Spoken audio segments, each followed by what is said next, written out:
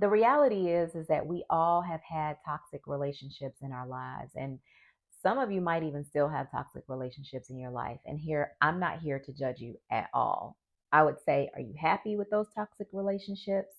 And if the answer is no, then I want you to understand that recognizing toxic relationships, one, great for you for recognizing that that relationship might be toxic.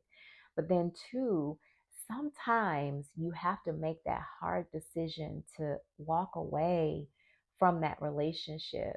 It might mean that you walk away for a season, or it might mean that you walk away from for a lifetime. But you cannot afford all the work that you are doing on yourself, sis.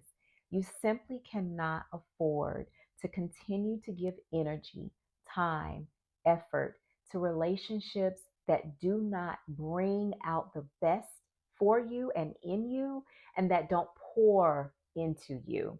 You got to walk away. And sometimes that can be a little bit difficult. Trust me, I know. But in the end, when you look back and you realize that you did that thing because you had to, you might still love that person. You might still deeply care for that person, but you realize that my mental health, my sanity is so much more important than holding on to this toxic relationship. Your higher self will thank you.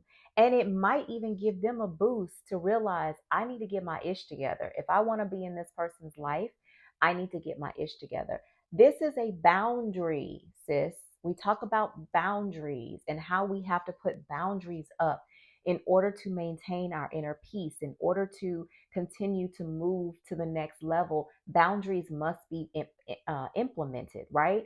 And so this is a boundary.